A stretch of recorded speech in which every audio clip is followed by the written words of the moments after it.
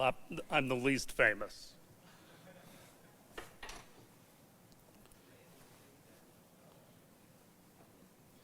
We are fortunate.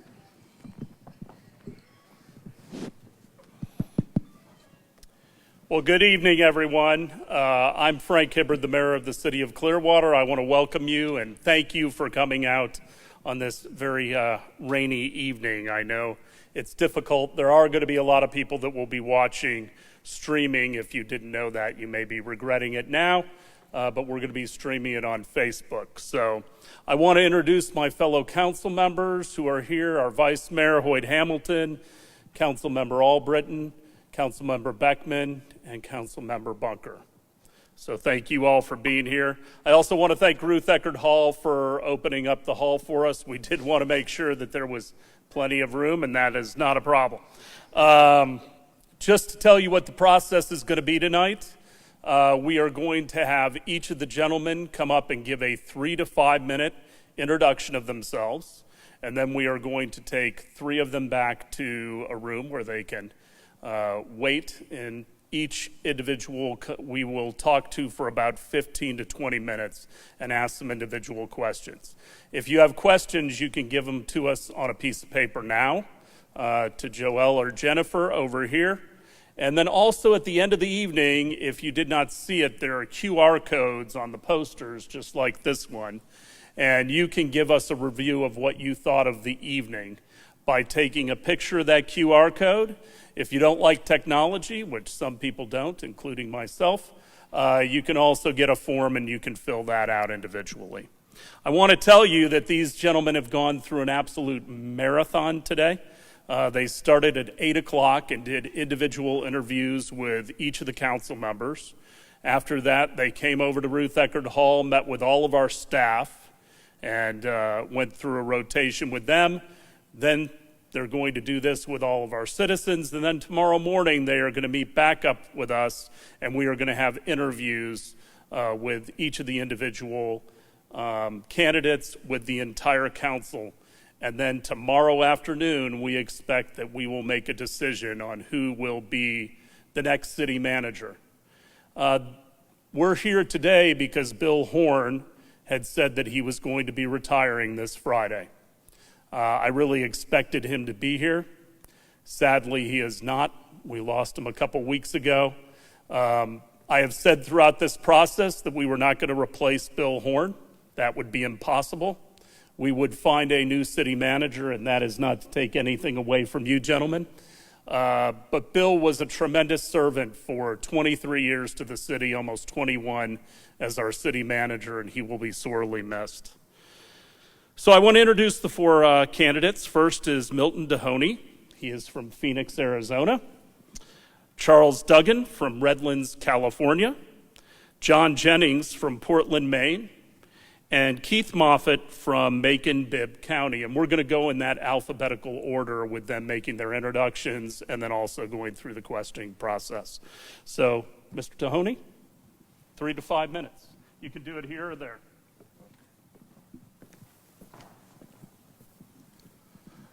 Thank you, Mayor. Good evening, ladies and gentlemen. I appreciate the opportunity to be with you today. As the mayor indicated, I'm from Phoenix, Arizona. My home is Louisville, Kentucky, where I grew up. I have been in public life for over 30 years. I have worked in municipal management for 4 different cities across the United States, Louisville, Lexington, Cincinnati, and most recently I worked 7 years plus for the city of Phoenix. I am a results-oriented leader.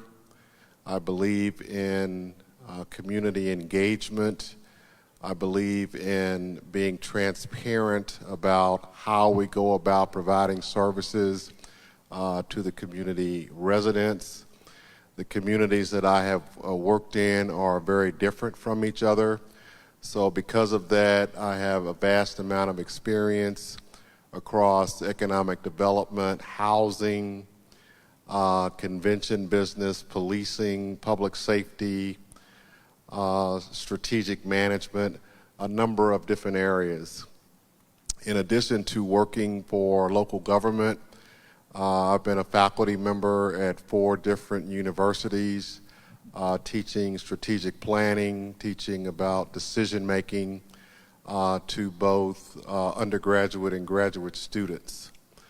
I am looking to be your next city manager. I retired from the city of Phoenix this past February after leading the COVID response effort for the city of Phoenix from the very beginning of the pandemic. And so leading that effort with 24/7 responsibility, in addition to working with the Phoenix Police Department, who was one of my direct reports. And we as a community were involved in 100 consecutive nights of social justice demonstrations. And when you think about the toll that COVID has taken on cities and on our city in particular, and the toll of dealing with the police issues, I realized I was on a path that was simply not sustainable. So I took time out to regroup with the full intention of coming back in a city manager role in a community that I felt would be a good fit for my skills and experience. I've been coming to Clearwater for more than 30 years. My wife and I honeymooned here when we were first married. And the beach that we came to is not exactly the same beach that you have now. So we have watched with admiration with the evolution and development of the city. And I welcome the opportunity to become your next Chief Administrative Officer. And I look forward to answering your questions. Thank you. Good evening, everyone. I'm Charlie Duggan. I come here by way of Redlands, California. I've only been there a short period of time.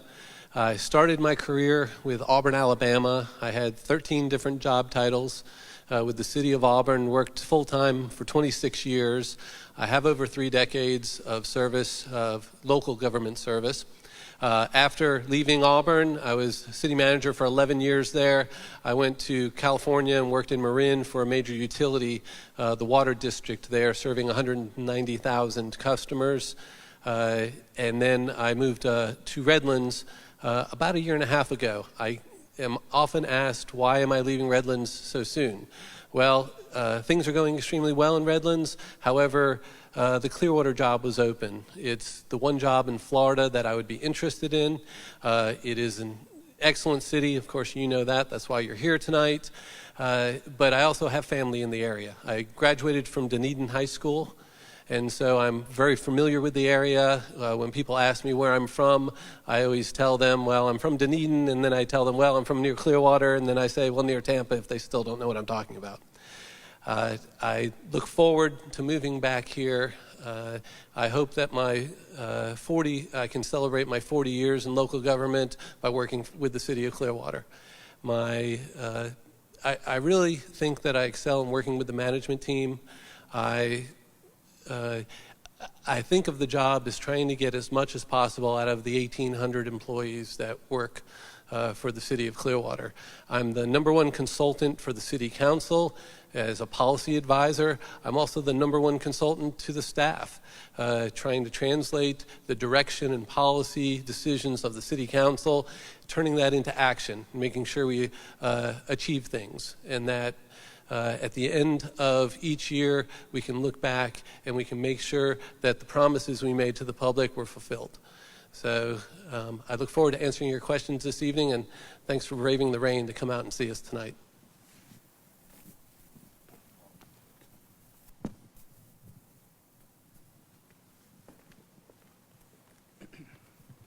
Good evening, everyone.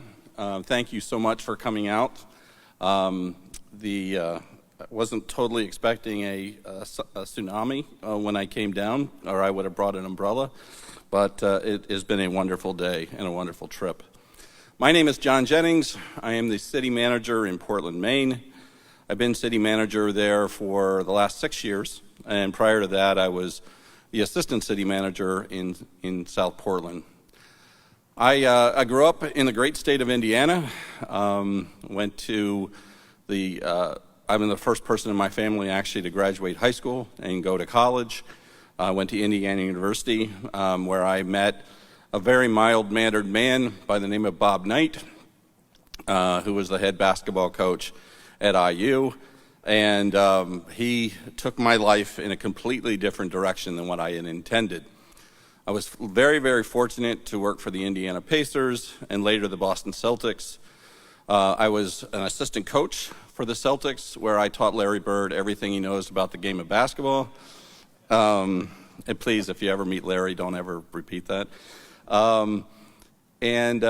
But I'm also the child of an incredible mother who bred in all of us, 6 of us, that we had an obligation, regardless of our position in life, we had an obligation to give back. And so even though I was in this position in professional basketball, I saw it as an opportunity to make a difference in the lives, particularly of children. I've always had a passionate devotion to young kids. And so this theme of public service has been running through my veins since the very beginning, thanks to that mother of mine. As I transitioned out of basketball, I went to Harvard to get my master's degree from the Kennedy School of Government. While there, one of my professors suggested that I apply for something called the White House Fellowship. And Colin Powell has been the most famous White House fellow. I never thought they'd actually pick a basketball coach, but thankfully for me, they did.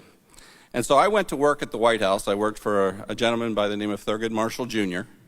in the Office of Cabinet Affairs, and spent 3.5 years working both at the White House and the Department of Justice, where I was an acting assistant attorney general for legislative affairs. So I was really working on Capitol Hill on the agenda of the department. After my time in Washington, I went back to Boston, did a lot of private sector consulting and development and a lot of other things. I would consider myself to be kind of a serial entrepreneur with various things in which I've done in life. I am not your typical person in terms of your city manager, someone who grew up in municipal government. So I do think I bring a different perspective to the role. I think from my standpoint, I believe passionately that government is not the answer to all of our problems, but government can be a partner to help solve the issues that we all face together.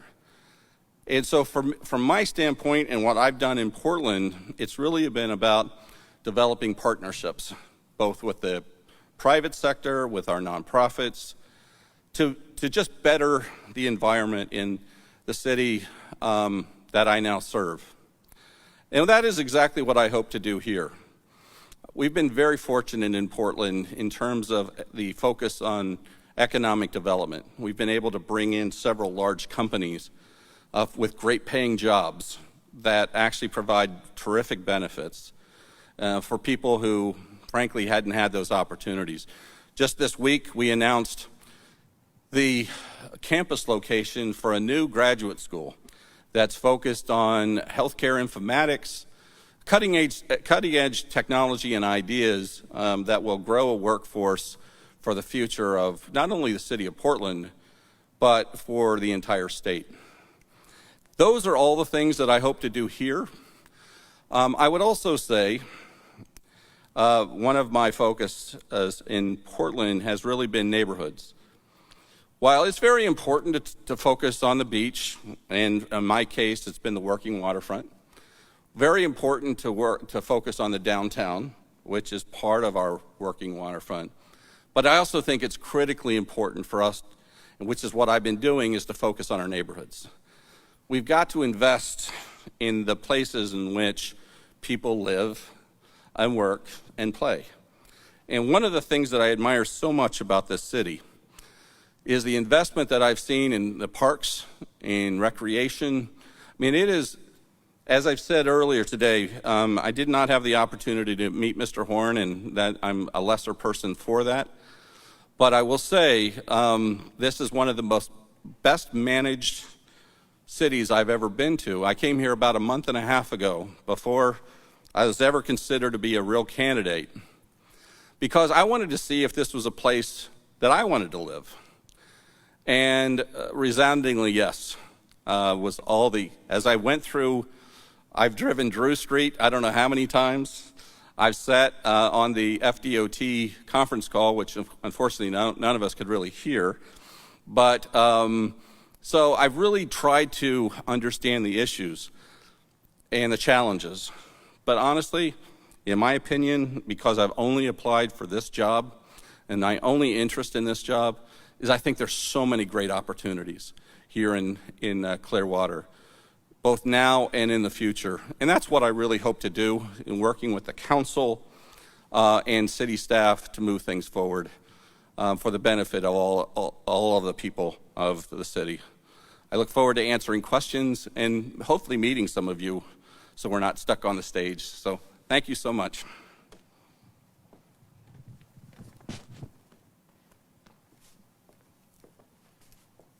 Good afternoon. My name is Keith Moffat.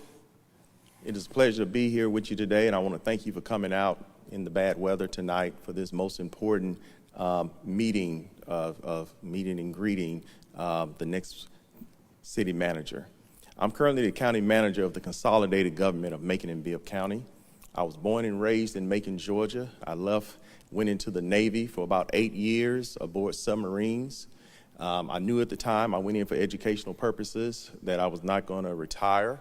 But the saying was true, join the Navy, see the world. But the world was 75% water, so I believed I accomplished that on that submarine. Working in electronics, I knew I was going to finish my education. I went back to school to get a degree in business and took an internship at the Chamber of Commerce in Macon, where I fell in love with economic development. I was the project manager working on several projects of recruiting new industry into the area. It gave me an opportunity to not only recruit new industry, but work with existing industry and focus on entrepreneurship. Very successful at it. Brought in about 5 companies that I was the lead project manager on. I took a job with the state and working in the region for 11 counties in Middle Georgia, helping the local governments develop their economic development package. From there, we're working with local officials. I thought that I was pretty good at that I decided to run for office. I actually lost, but it gave me an opportunity to meet the gentleman that won the mayor of Macon at that time, and he asked me to come on board and serve on his staff as his Director of Internal Affairs, which primarily I was the council liaison, and from there I worked in numerous capacities in the government and worked my way up to be the county manager. In 2014, the government consolidated city and county due to service delivery and inefficiencies, and we focused on that these last 7 years in bringing that our fund balance up and cutting expenses and working to increase the operational efficiencies of the services. In applying for this job here, the opportunity presented itself a couple of months ago. I did not apply in the first round. So when it reposted, I talked to my wife and we decided that this would be a unique opportunity to move forward in my career. I just turned 50 on last week. I have 4 kids, all grown, 2 grandkids, and I'm looking for a place where I can add my education and training and be of value to the organization. A community that had a city manager for 20 years speaks volumes to the stability of the organization, and I would love to be a part of that. I am a person that is strategic thinking, flexible, most importantly, open-minded and accessible. I believe in over-communicating. As I was meeting with the department heads today, I told them I'm not a micromanager in any sense of the word. I believe in letting the departments do their jobs, and my role as city manager is to ensure they have the resources in order to do that job to meet the needs and services of the community.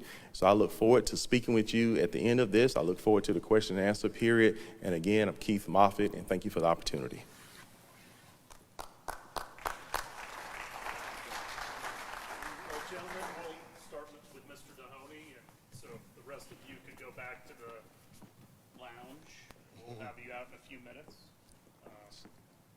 We'll just turn the chairs so it's more conversational. All right.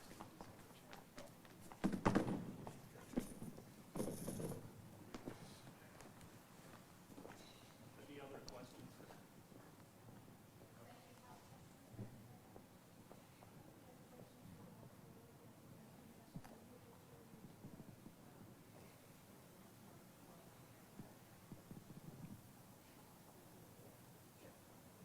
Yeah, we're going to ask that, I need one of these.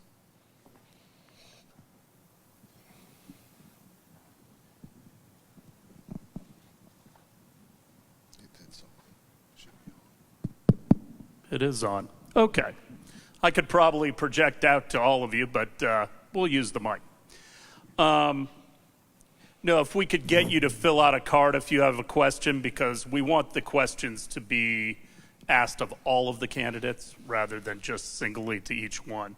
So I'm going to start with some questions that we already have, and as additional questions come in, just send them up to me. So tell us a little bit, Milton, about why Clearwater? Why is this a place?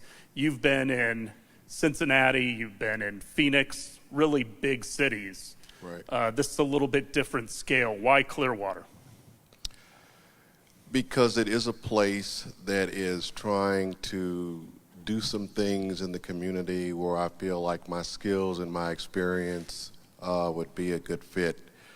You're working on your waterfront, you're concerned about developing your downtown, you want to see more housing developed for the middle market, you are growing the community.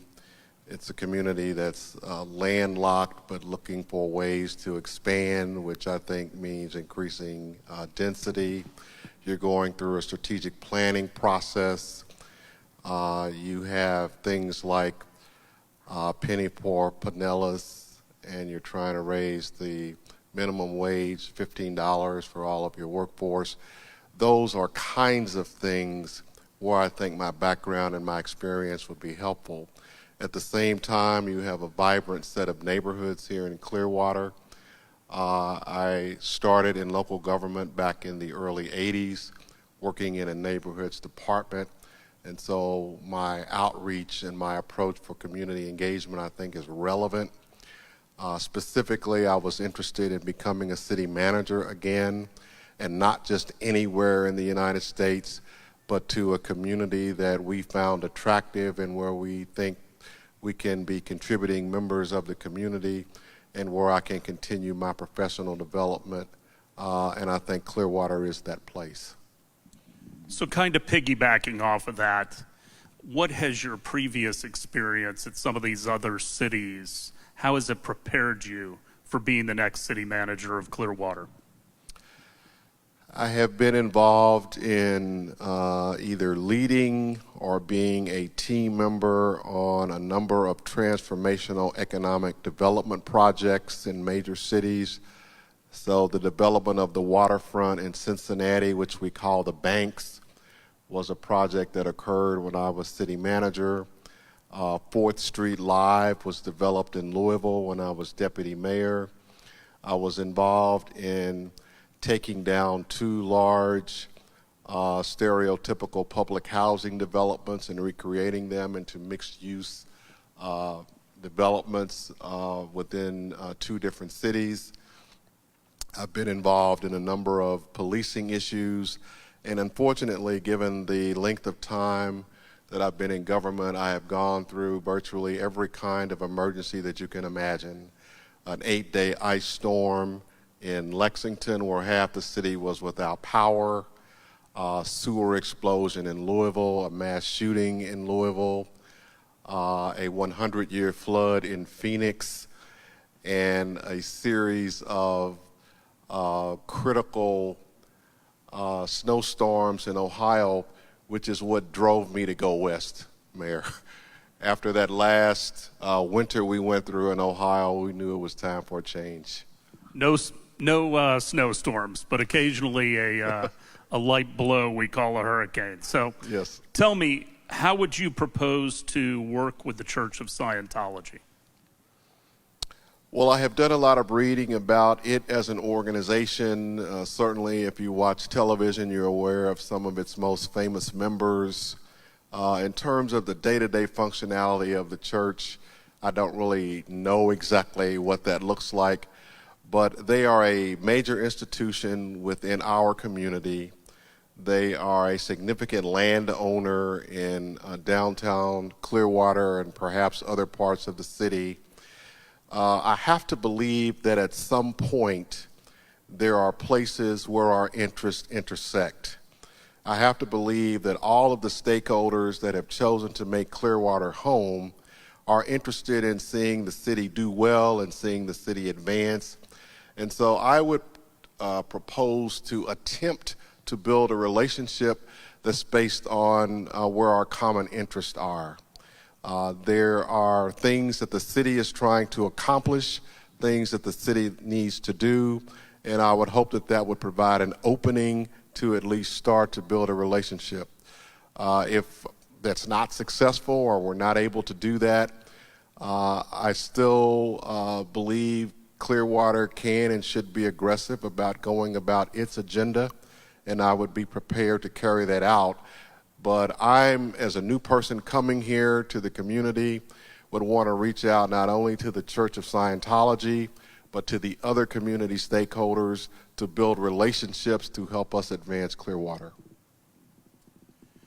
Tell me what your first 90 days as the new city manager of Clearwater would look like. Within the first 90 days, I've got to come here and start relationship building right away. As has been mentioned, you've had the same city manager for the past 20 years. And so a change in leadership to a degree is like a shock to the system. And given the untimely death of Bill Horn, a person who I've known within our profession for probably a decade and a half, that's going to take an adjustment. We're continuing to work through the surge of the pandemic, and so that's going to have an impact on us. I need to establish a working relationship right away with mayor and members of council. I need to start communicating with my staff and other community stakeholders. That all begins within the first 90 days. I need to establish protocols for communication. I would assume that given the transition, there is likely a list of things that has been deferred, waiting on the new manager to get put into place. And so there may be some decision making that I need to concentrate on within the first 90 days. I also need to get an assessment of the staff. Who is interested in staying, who may be waiting on the transition to happen so they can move on to other things, and then determining over a period of time based on the direction and the vision that I receive from the policymakers. Even though it's a stable government and a well-functioning organization, as a new manager, I still need to determine, do we have the right people in the right seats on the bus in order to execute the vision and direction the council has given us or what has come to us from the community. So all of that will be taking place within the first 90 days, in addition to a number of critical briefings that I need to receive from public safety, from finance, from law, from technology. I need to have an understanding of our cyber preparedness, because a number of cities are having their systems locked up. Are we prepared for that? Do we have measures in place to work through it? Things like that would take place in the first 90 days. Okay, we're going to kind of go to speed round. Okay. because I figure we got 16 minutes for every candidate. Okay. So this gentleman asks, I'm a member of Congressman Chris and Congressman Bilirakis' Veterans Advisory Boards. Will the next city manager work with me and other veterans to form a Clearwater Veterans Advisory Board to assist all veterans? I certainly intend to work with any community stakeholder, and certainly including the veterans. I don't know Clearwater well enough to know if the city manager has the purview to establish advisory boards. In my current city, the manager does not have that authority.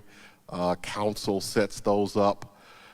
So if there is a framework that we can work within, and even if it's not a formalized board, to work to understand what the interests of the veterans are and to try to address those best as possible, I am certainly interested in committing to doing that.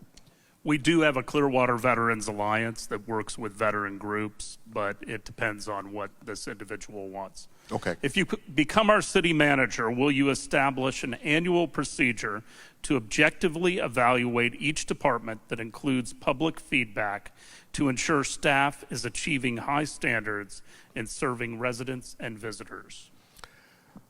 Becoming the next city manager certainly involves accountability. There will be accountability for me as the city manager. I need to work collaboratively with each department head to determine what we need to achieve in the coming year. I need to give feedback to them not only at the end but along the way. How well are we addressing the goals that have been mutually determined? I do support the notion of taking public feedback and weighing that, because we're here to provide service to the residents of Clearwater. I also am supportive of periodically surveying the residents of the community to determine your feelings about the service delivery that we're providing, and all of that factors into how departments are evaluated. Okay. What is your opinion on more development, hotels, condominiums on Clearwater Beach and along the bay? And what would you do to help underserved areas of the city? So in terms of continued growth along the waterfront, I would need to better educate myself on, in terms of the capacity for development that's there. Are we maxed out already? Is there additional room for growth along the waterfront? And because you're really talking about land use and land use decision making. And so we need to evaluate what's possible, what's necessary, and what is the market trying to get accomplished. In terms of working with underserved areas of the community, ma'am, are you okay? Sorry. She's okay. Okay. We got a thumbs up. All right. Good. Always making an entrance. In terms of working with underserved areas of the city, I'm a firm believer of getting out of the four walls of City Hall. I need to go out and engage and connect with people in the neighborhoods where they live. I need to understand from the residents, what do you want your quality of life to be? Where is it in comparison to what you want? Where are the gaps? And what can we work on together in order to address those? I believe that transparency is essential. Ongoing communications is essential. And I created an initiative in Cincinnati called the Neighborhood Enhancement Program that used data to determine issues in neighborhoods, and we coordinated our service delivery and responsiveness to neighborhoods in a targeted way. I'm not saying I would try to set that up here in Clearwater, but I do believe in order for us to make progress, we've got to work in partnership fashion versus the city is doing to the neighborhoods, but not working with the neighborhoods. Okay. I'm going to shorten this one down. It says basically city manager is an apolitical position, which it is. Yes, it is. And you're all coming from blue cities. How will you not bring your personal beliefs to the position, but will basically represent all of the citizens? I have served 4 communities to date, and my personal voting record has never entered into how I lead the administrative side of local government. I am a professionally trained city manager. I am required under the International City County Management Association, which is equivalent to what the American Bar Association is for attorneys. I have to go to school every year for 40 hours of continuing education on how to manage cities.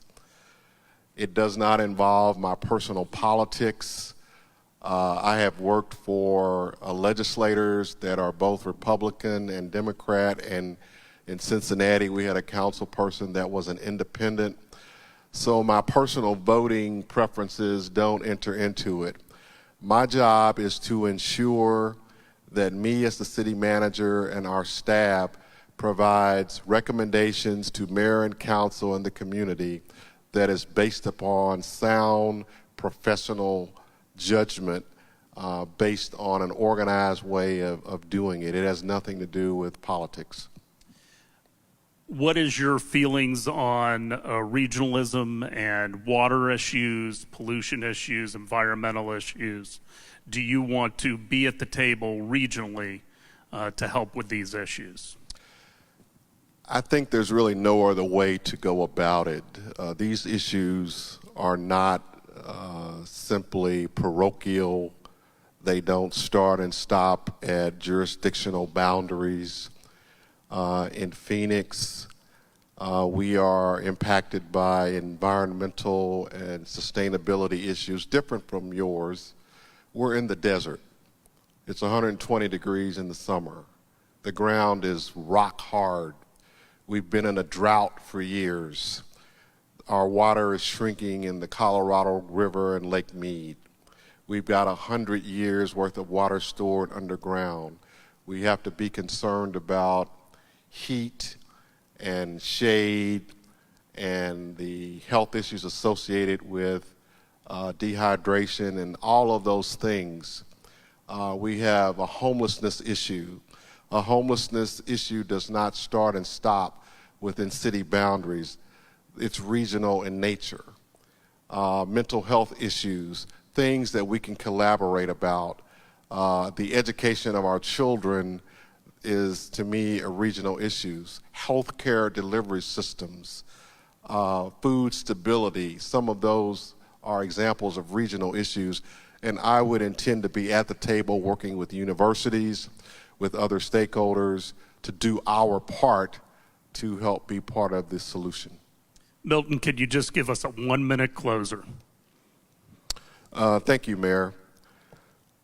Ladies and gentlemen, I have dedicated my life, the majority of my professional life, to service. I have been in service in 4 different communities. As one of the other candidates mentioned, I too am the first person in my family to graduate college. My grandmother, who was very influential in my life, was a maid for 25 years and sacrificed greatly for me to be educated. I understand what struggling means. I believe that the experiences and the skill set and my ability to connect with people that I have developed working in multiple cities would be valuable in Clearwater, Florida. I am seeking to become your next city manager. I stand upon a foundation of integrity and ethical behavior. I am aggressive in advancing the interest of the city that I'm serving. So I hope to be able to join you shortly and work on the issues that we know about and the issues that will come that we don't know about. Together, I think we can do well in advancing our interest, and I appreciate the opportunity to compete for this job. Thank you.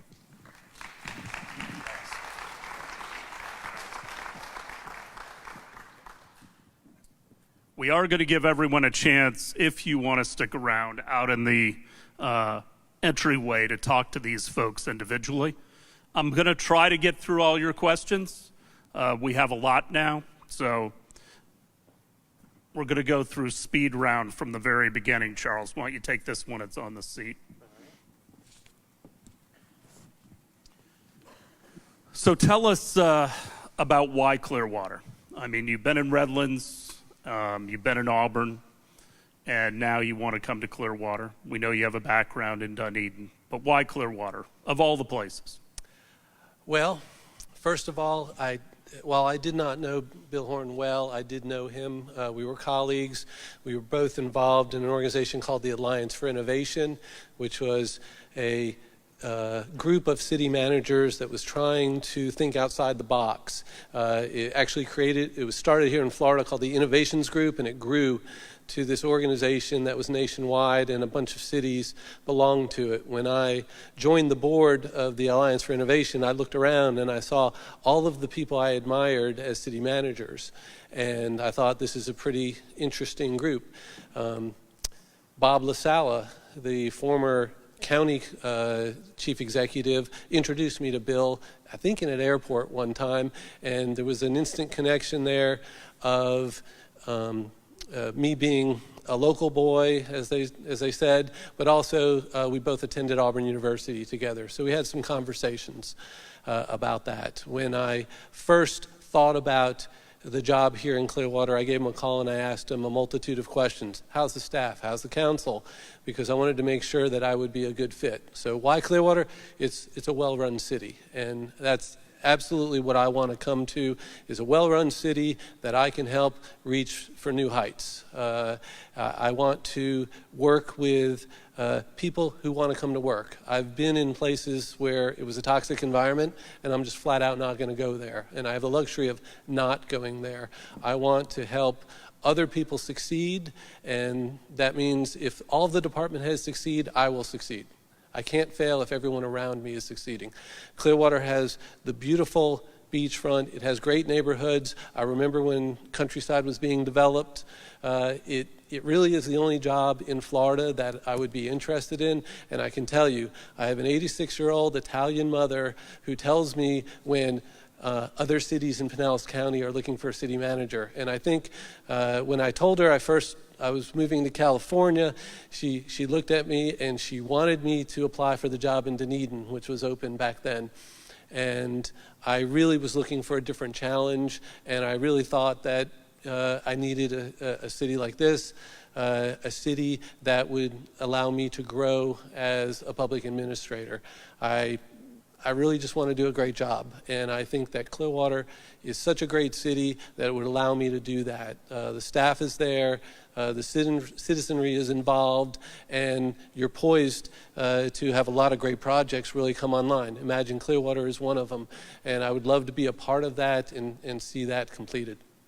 How would you propose to work with the Church of Scientology? Well, I don't want to say that they're exactly like other places I've been, but there are skills you acquire working with a big university like Auburn University. There are skills working in Marin County, which has a very involved populace, when you're trying to do things like set water rates and things like that. With working with the Church of Scientology, they're a large property owner here in town. And so what you try to do is find common ground where there's winning situations for both organizations. And quite frankly, you always want to make sure that someone doesn't benefit at your detriment. So you would go into it with open eyes, hoping that things can move forward. That's really about all you can do right now with them. They control the property, and so trying to make it a benefit to the community, hoping that they see the benefits too, I think would be a win-win. The city manager position is apolitical or nonpartisan. The questioner says you're all coming from blue cities. How do you not bring your personal beliefs into the position? How do you leave them at the door, and how will you manage as city manager? Well, so I moved to California about 5 years ago, and so President Obama was in his second term, and people would ask me, why did you move to California? And I said, well, I lived for the last 8 years in a state that hated the president, so when President Trump got elected, I figured I had to move to California. And so, we are apolitical. We work in a political environment. We have to be aware of that, and we have to realize there's pitfalls and that there's also advantages to being apolitical. I can give advice to every council member, and it really doesn't have anything to do whether it's blue or red, Democrat or Republican. It's what I think, in my professional judgment, is the best thing for the city. The council will factor that into their decision making. They won't do what I tell them to do. They don't do what everybody tells them to do because they're getting different information. But they'll factor in all of these things to make an informed decision. And so me, the staff working through me, with the council, we try to make sure that all of their decisions are as informed as possible, and they're elected to represent the citizens. And so whether it's blue, red, it's really what's best for the city is what we're always aiming for. So what is your opinion of the development that has occurred in Clearwater on the beach, along the waterfront? I think the question really is it enough, too much, too little? And how can you help in developing some of the underprivileged areas so that they can improve as well? Well, anyone who was here before and sees it today, I think, has to say that some beautiful advancements have been made on the Clearwater beachfront. The way the streetscape has been improved, the sidewalks, I mean, it really has come a long way. I mean, it used to be just your normal street and a sidewalk, and the way it's been made to be much more architecturally interesting, I think, makes it, just adds to the beauty of the whole beach environment. I'm not sure, I mean, I really would have to take a look at the beach to see how much more can be done. In some of my conversations with the council members today, one of the things I tried to emphasize is that we need to look at residents, visitors, investment, and I think in that order. So everything we do should be geared toward making Clearwater a better place for the residents. That's why we exist. That's why government should be there. That's why I would have a job, is that we want to make it better for residents. However, sometimes investing in the tourist economy, the visitors, or investing in overall business is good for the residents. But we owe the residents a good explanation of how that works. Economic development helps keep other taxes low for the residents there. It also gives a wealth of opportunity to do things. The restaurants that we enjoy going to here in Clearwater wouldn't exist if there wasn't enough of an economic environment through the tourism, because that helps those restaurants get through the year. If it was just surviving on the populace, you would have a smaller offerings to go to. And that's the same thing with entertainment. Everything goes along hand in hand with both the economic environment and the residents' desires for quality of life. Also, we have residents who own businesses. We also have a lot of residents who work in those businesses. So all of that is a symbiotic relationship, and it's all intertwined. But you can't forget, it's not just economic development over what the residents need. If you become our city manager, will you establish an annual procedure to objectively evaluate each department that includes public feedback to ensure staff is achieving high standards in serving residents and visitors? Sure, I can make that promise. I believe in evaluations everywhere I've been. So in Auburn, I actually read and signed every evaluation for every employee every year. Now, it was a lot of work. And sometimes I would get a stack because they hired a bunch of fire personnel or a bunch of police at the same time each year. But I valued that. When I went to Marin, I found out that only about 20% of the employees were getting evaluated. I changed that. My division was the only division that had 100% of its employees evaluated on a yearly basis. And the other departments, we raised their percentages to where they were just missing a few. And so that was the best I could do with those divisions since I didn't run them. Now at Redlands, I'm on the department heads, making sure we do our evaluations, because that is the best feedback that employees are going to get in a concentrated dose on a yearly basis. Now, I do encourage them to give feedback all the time. I expect to get feedback all the time, and I believe in regular evaluations, and I believe the public has a say in these things, because I don't know everything that's going on. And so knowing what the employees think about a department head, knowing what the public thinks about a department head is valuable. Now, I look at evaluations as future forward. In other words, you give people feedback, but it's really to tell them how to do a better job in the future. And so direction, support, and feedback is a mantra that they will hear from me all the time. You have to give employees great direction. They also have to get great direction. So if they're not getting it, they need to ask for it. They need the support. You don't give someone a backhoe when they need just a shovel. You also don't give them just a shovel when they need to dig a big hole.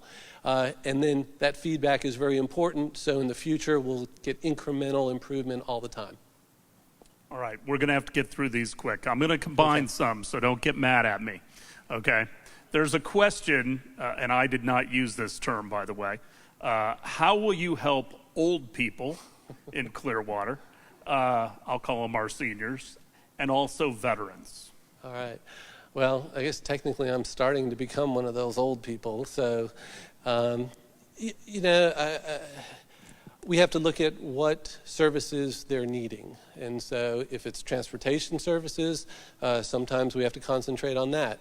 If it's entertainment services, things like, are they going to the library? Are they going to the community center? Those kind of things. I know that there's medical services here in Clearwater. There's also, I guess, usually we target senior citizen services, things like lunch programs, making sure that they're well fed. In fact, when COVID hit, we turned one of our community centers into just a place for people to come by and pick up boxed lunches. And we served over 100 senior citizens on a daily basis coming through our lines there. And so we have to make sure that if they're disadvantaged in any way, that we have to provide those services for them. Part of it is making sure we have an open ear and finding out and going and searching out where those services are needed. So this is about regionalism. We have a lot of issues that are more regional. Clearwater can't solve them. So air pollution, global warming, water quality. We have red tide right now. Our water management districts. What is your philosophy on regionalism and solving issues? Anytime you're working with other groups, it's always a choice. Do you want to work with them? Are you going to get something done? And can you get them to make that same choice in return? So I believe in regionalism. In Auburn, we were actually quite isolated. We had a big county that really had two main cities in it, Auburn and then a smaller city named Opelika right next door to it. Now that I'm in Redlands, I'm surrounded by cities in the largest county in the country. The county we're in right now is bigger than 4 states. Population-wise, it's bigger than 14 states. And so I'm on a weekly call with city managers from all over that county, from 20 other cities, and we're talking about solutions and talking about how we can work together. Just recently, we had an affordable housing group formed. I volunteered for it, and so I'll be serving with the other city managers on a task force to look at affordable housing throughout the county. So give me an example of how a leader can fail, and what can you learn from that? Well, I experienced it firsthand when I was an assistant city manager, and the leader came in and basically told everyone how they were doing it wrong and how they were going to change it, and everything they had been doing for the last 20 years was basically a failure, but kept telling the council, we'll get it right someday. and it was the most demoralizing thing that I could see from the department head's perspective. They took pride in the job they were doing. They were actually doing a pretty good job. It was just different than this person wanted. I've been asked the question, what are you going to do when you first get here? And the first thing I'm going to do is start listening. I need to hear from citizens what's broken, what works, what don't you want changed. I need to listen to the staff, not just the department heads, but at all ranks, because they have insights that I'm never going to learn in a short period of time. I need to learn from them. So I think one of the key things as a leader is if you want to fail, don't listen to the people that you're surrounded by. So why don't you give us a quick closing comment, just a minute or so. Okay. Thanks for being here tonight. I'd love to be the next city manager of Clearwater. It is a wonderful community. I think that from a professional point of view, I think it would be a wonderful place to be a city manager, but you shouldn't really have to care about what my professional goals are. What you should care about is, do you think I can lead the city?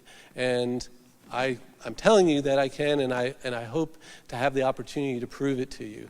I said earlier that I have over 30 years in local government. I don't really want to be anywhere else.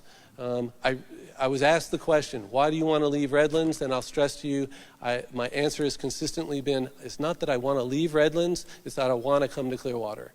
And I think that is a big distinctive measure on my part of letting you know that's what I'm looking for. I think it's a great community. I think the leadership is there. I think you have exciting projects that we're on the cusp of really getting started. And I think it'll be an interesting and fun place to work. And if it's not that, then why would you work there? Thank you. Thank you, Charlie.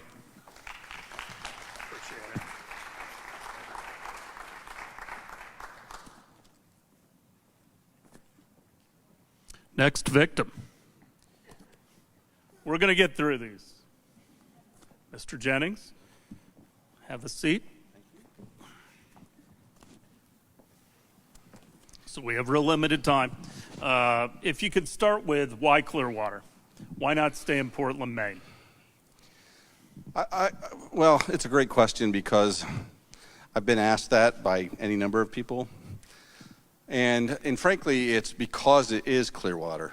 I've been fortunate to be able to do a lot of really great things in Portland. But I think there comes a time in everyone's life where they look to make a change. I used to come here as a tourist. I've been to Clearwater many, many times over the years. I was probably one of those crazy people out at the beach when I was younger. That irritated people. But I came back about a month and a half ago to look at Clearwater from a completely different perspective. And what I saw is a city that is incredibly well run, well managed. I really look for minute details, like trimming around trees and so forth, as to whether a city is well managed. This city is incredibly well managed. But what's exciting for me, and the reason why Clearwater, is because of the vision that the council has and the vision that the community has for the future. I know there are challenges. I know that there are several public works projects, such as a new city hall, parking garage, other things, but that stuff excites me. That is exactly why I'm in this business, is because I really want to make a difference.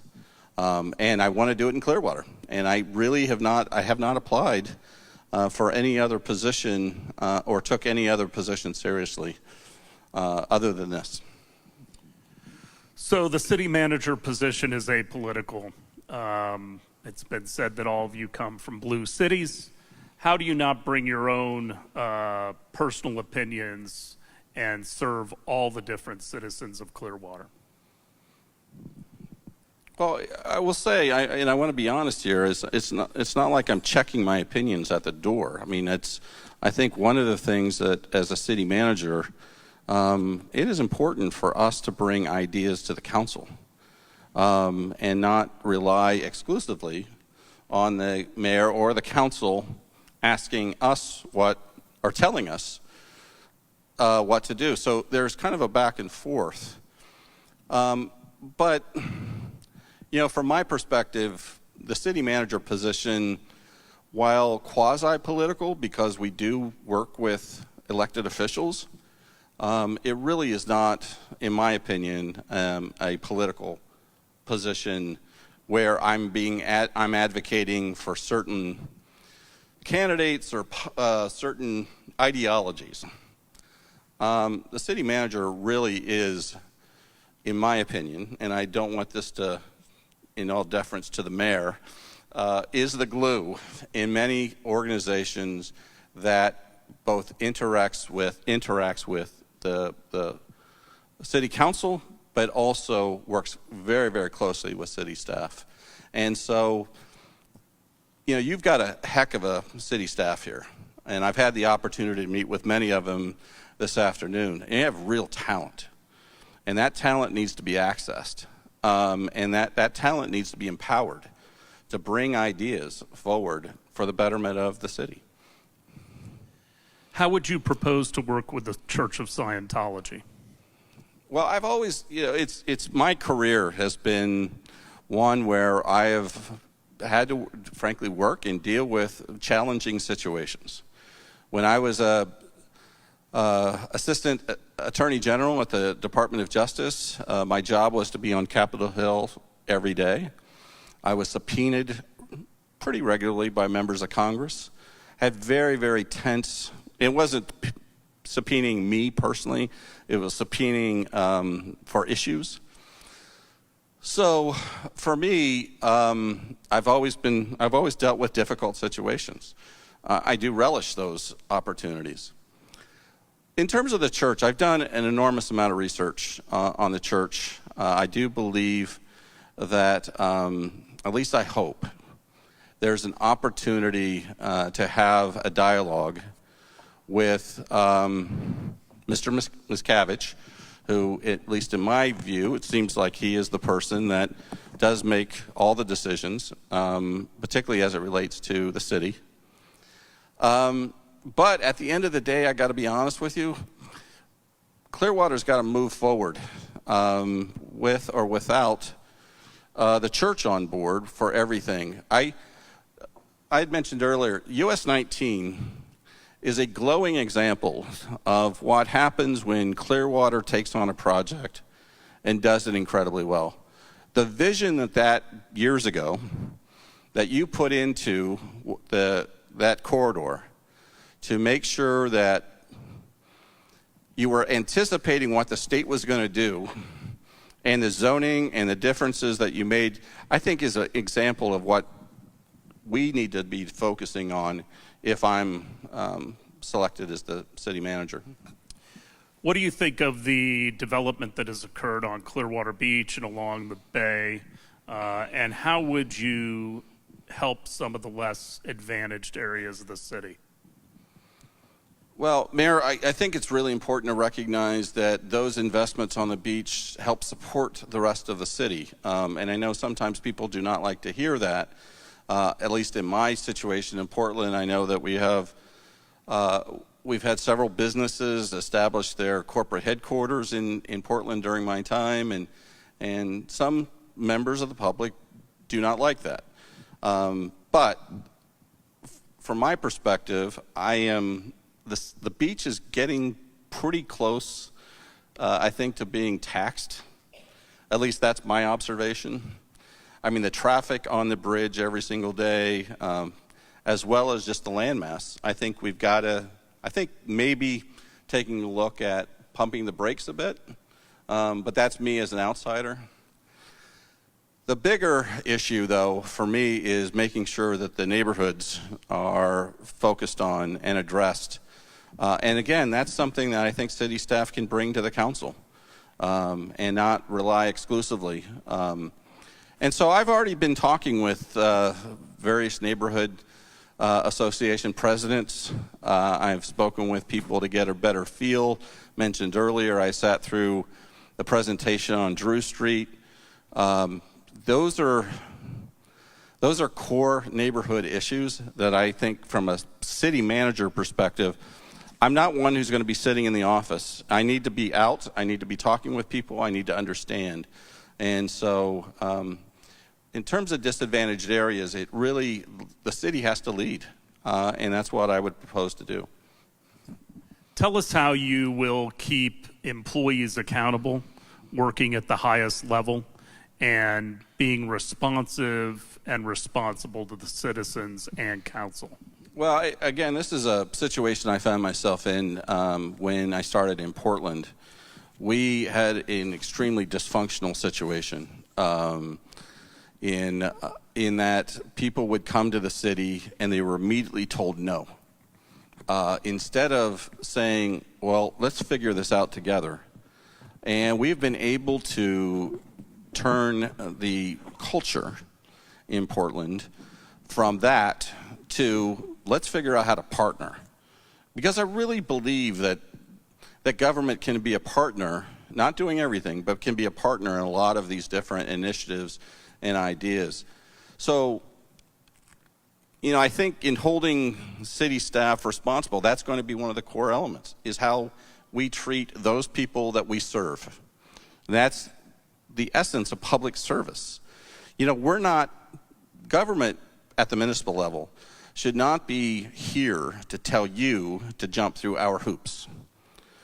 Of course, we have zoning, we have a lot of different things that we have to adhere to, but even that, from a zoning perspective, should be looked at on a regular basis. But I really passionately believe that municipal government, and I have a history of accomplishment in Portland, of being able to change the mindset and the culture to be more of a partnership. So we have a large population of veterans in our region and obviously seniors. How can you work to make Clearwater a better place for those people?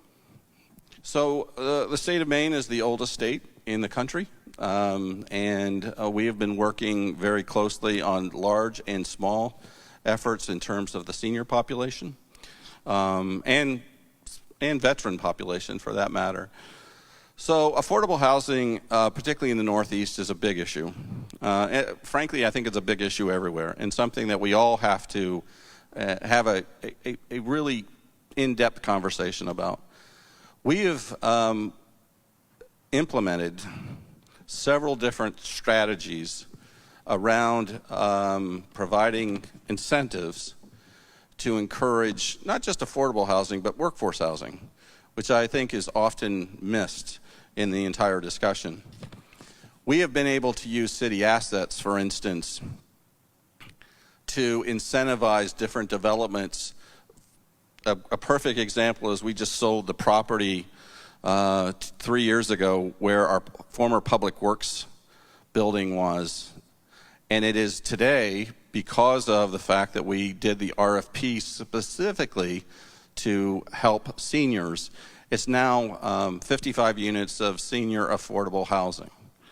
But that is what government can do, working with the private sector. And so you have to understand what the deficiencies are in your community and then address those.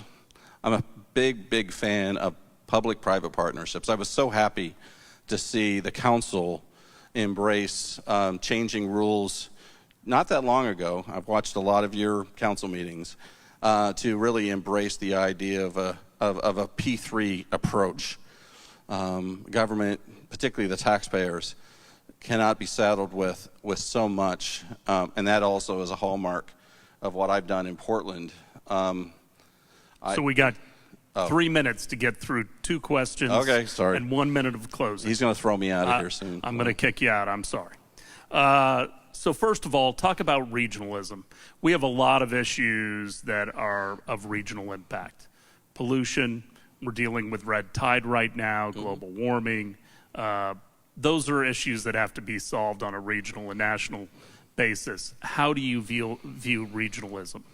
Actually, I'm a huge fan of regionalism for all the exact topics that you just mentioned, but also social services and other areas in which we have to take on very hard, and sometimes hard, and core issues as a region, as opposed to saddling one city or a couple of cities. And I know this very, very close because of, in Maine, so county government is fairly non-existent.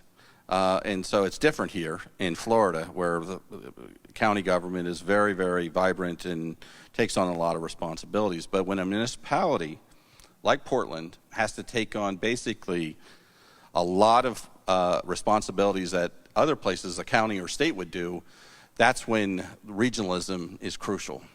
But you have to bring people along. You have to provide that leadership. And as city manager, I would, and I do this already in Maine, I would be advocating for the city in Tallahassee. I would be certainly at the federal level and from a regional perspective.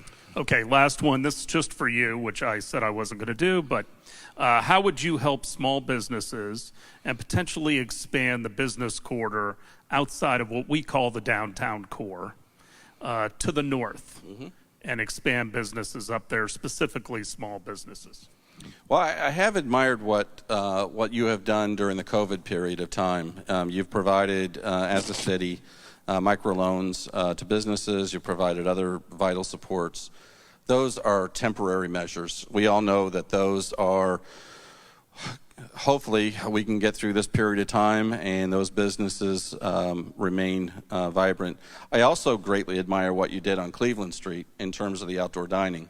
That was something that I did almost immediately in Portland. Was I closed streets and provided at no cost to the businesses opportunities to have outdoor dining and so forth. But specifically outside the downtown corridor, again, it is really important to diversify the economy. I often talk about in Portland, you're not going to exist in the future if it's all about lobsters and tourism. And that is very, very similar, I think, to Clearwater in that tourism, and we saw this during COVID, that there can be an impact on tourism. And so the diversification of the economic outlook here in the city has to be a proactive effort. It cannot be waiting for someone to come to us because, Mayor, as you know, every other city is out there trying to get businesses to come into their community. They may provide financial incentives. There may be any other, but there's a lot of competition. And so I think it's critically important that we are proactive and overt in trying to attract the core businesses. In most cities, the hospital is the largest employer. But as the former board chair of a hospital in Maine, I know that healthcare is changing dramatically through robotics and all kinds of other different things. I spoke with the president or the CEO of Morton 2 weeks ago, I think it was, and he talked with me about the issues that they're facing as a hospital. So, diversifying, I think, is incredibly important. Okay. You have 10 seconds to close. No, I'll give you a minute. He does really want me out of here, doesn't he? No, I just stay on time. Yeah, no. Well, again, I just want to thank all of you for this opportunity. It is, working in municipal government was not something that I ever anticipated, but I'm so thankful it happened to me. I did not grow up in municipal government, as I mentioned earlier. I came to this job in Portland from a very, very different path. Being more of a business person, I think gives me greater insight into ways in which we can get our staff more focused on bringing forward really good ideas. I think it also, because of the background, it's provided me a lot of experience in trying to focus on economic development that oftentimes I think someone that has been a career manager or has been a career in government may not fully understand. And I think that is the difference that I bring. I really hope and pray that I do get this job. But I just want to say to all of you, if it doesn't happen, I'm so thankful for the experience. people have asked me in the past what's your greatest failure? And I don't say this to be arrogant, but honestly, I don't think of anything as being a failure. I lost a congressional race. When in basketball, we lost basketball games all the time. But I learned every single experience. I learned from those, and I met incredible people along the way. So I cannot ever say that moment happened for me. And I would say that is true for here. If I'm not as fortunate to get this job, I've loved the experience. I've loved meeting all of you, and frankly the staff. I'm so impressed with the people who work for the city, and I look forward to seeing, hopefully, some of you if you're going to stick around. Thank you, John.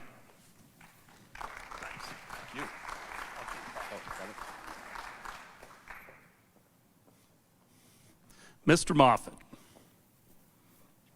Thank you, sir. Yes, sir. All right.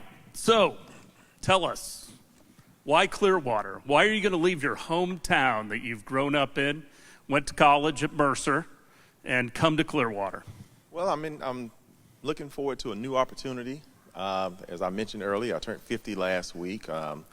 It has been a great experience in Macon, working with Consolidated government for the last 3 years as county manager, but overall for the last 13 years, with 3 years in Bucks County. Clearwater, I believe, is an opportunity that is a community that's growing in the sense of the community development opportunities. Much like Macon being a suburb of Atlanta, Clearwater being in proximity to Tampa, very similar population, those type of things. The only difference, it is a beachfront community. I've been joking all day about who can be mad at the beach, but someone says anyone can be. But again, it's an opportunity to bring my skill set of bringing people together, collaboration for those growth opportunities. COVID has showed us in the last 18 years that we can do things differently, and I believe that this is a tremendous opportunity to do those things. Great. So tell us, how would you work with the Church of Scientology if you were made city manager? Well, I believe that everyone has a seat at the table. Being the education I learned today about that relationship, they are a heavy investor of property, a property owner downtown, so they of course will have an opportunity to be at the table, to be a part of the comprehensive plan for the downtown and the redevelopment and the community as a whole. So again, I'm very, I mentioned earlier, working in the Navy, I believe one of my skill sets is I can work with anybody. Being on the submarine, we had to fix problems out there. You couldn't just get your ball and go home. So I have that philosophy of working with people, even if they don't want to work with me. I believe that we can find a way to be respectable and collaborate and find common ground. The common ground we have here is that the property is in the same area, and we need to develop it to come to some consensus of what is best for the overall community. So I would be engaging in trying to build that relationship and working with that organization. The city manager position is apolitical. You all come from different backgrounds and everybody brings their own beliefs. How would you serve a diverse community and make certain that your personal beliefs don't override the desires of the community? Well, that's very easy because my personal beliefs are to be inclusive. My personal beliefs are, I mentioned earlier, working with everyone, being collaborative. So I believe that takes the politics out of it, because politics are can be very biased in some form. My job is to carry out the will of the commission, at the same time support the departments and carrying out the services for the citizens. So that is my job and that is my focus, and that is how I would approach that. So Clearwater Beach and all of our waterfront areas are very developed, almost fully developed. What do you think about development? And then also, how can we bring development to some of the underserved areas of the community? Well, my philosophy on development is if you're not growing, then you're dying. So development is a constant thing that you have to be deliberate about, that you have to be intentional, and you have to be pretty smart. As city manager, Unfortunately, sometimes you have to approach it from a business standpoint and look on what that return on investment is, because you have to be good stewards of the taxpayers' dollars. But sometimes that investment doesn't always bring you back a financial return. I enjoyed some of the conversations this morning with the city council members, and we talked about what are those returns that y'all would like to see, the educational return, the social return in those development. As far as it relates to those underserved areas or those poverty areas, that's where you have to decide and be intentional about what investment we're going to put into those communities. I have experience in doing that, where we've looked at blighted homes in a community, or we looked at how do we redevelop a park in a certain area that adds quality of life to those communities, because it is those simple things that make a difference. In my community, I initiated a program called 5 by 5, where for 5 weeks we dedicated all city services into that 5-block area, where it was simple things like repainting the sidewalks, doing extra mowing in right-of-ways, working with the community to do neighborhood cleanups, that you really have to be intentional about what services you're going to do in those areas, because all it takes is a spark to sometimes light a fire to get that growth going. Tell me about working with the staff and making certain that they're, first of all, performing at a very high level, your review process, and how you keep them accountable to yourself, the city council, and the citizens of Clearwater. Well, accountability is a huge part of making sure that any job gets done. We can do it in a number of ways, by performance reviews annually or twice a year or on some schedule, by putting matrices to their goals and evaluating them based on what the goals of that department are, whether it's based on their budget performance or outlining particular things that they are tasked to do. I believe in relationships. I'm a people person. I mentioned earlier to the staff, I'm in no means a micromanager. I've learned early on that you either tell somebody what to do or how to do it, but you can't do both. If you're going to do that, you might as well do it yourself. I believe in letting people grow by doing things, even if they fail, that way they can learn from it. Failure is not always a bad thing. It's a growth opportunity. So I believe in helping people develop to be their best person. That's what people have done for me, and I appreciate that. Creating mentor programs and mentorships in helping people develop. I believe in education. I believe that no matter what the answer is, education is the key. I've dedicated myself to continuing my education with trainings, even in paying for it myself, aside from the different certifications that I've achieved. I would encourage all staff members to do the same thing in their respective field, to find those certifications or those licenses or those educational opportunities, because if they're the best employee, then they'll be the best servant for this community. So I've kind of combined two questions. We have a very large veterans population and also a senior population, as you would expect in Florida. How can you serve both of those interest groups? Well, being a veteran, I do understand some of the needs of veterans. So that's one avenue to be able to be related to what they need. And sometimes, they just need somebody to listen to them and identify some of the services that can be available to them, like transportation or mental health services, or even just physical ability things that they've, been, if they have an injury of some sort. For seniors, that is a growing population that is very active. In the city of Macon, we have several senior centers or senior programs throughout the community. They are a very voiceful group. They will let you know. You don't sometimes have to ask them. They'll let you know. And so, again, just make sure we have a door open, that they can always communicate what their needs are. And from there, we can work on addressing those needs. So currently we're dealing with red tide, which is rotating all over Pinellas and Manatee and up into Pasco counties. We're dealing with pollution. We're dealing with transportation issues.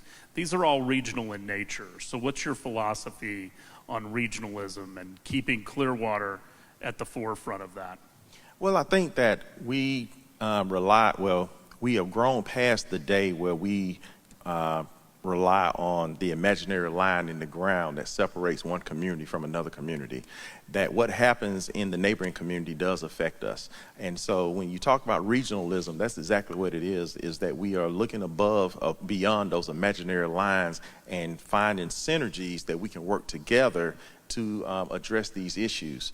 Some of the issues of transportation makes sense that somebody can live in another community and work in this community. I mean, it makes sense that as long as they have the transportation, they can do that.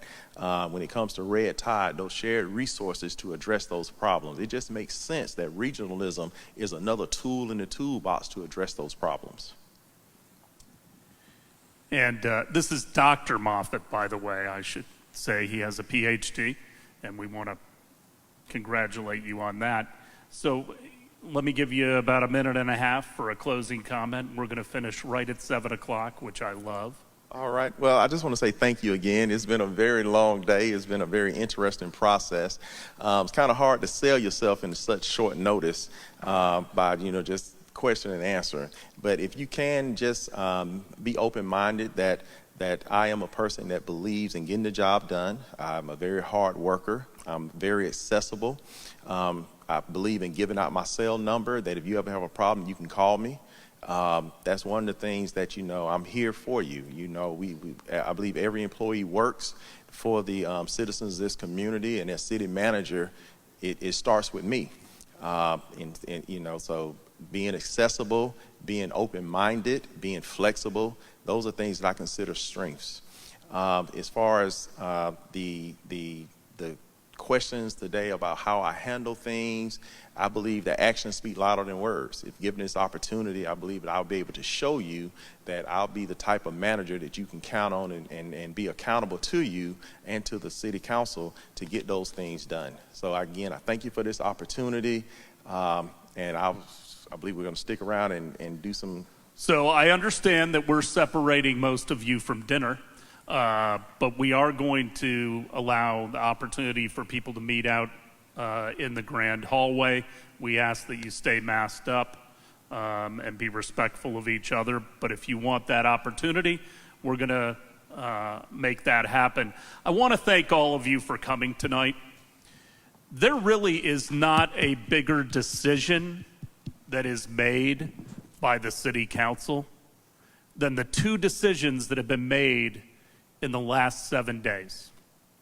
We chose a new city attorney last week. We're going to choose a new city manager tomorrow.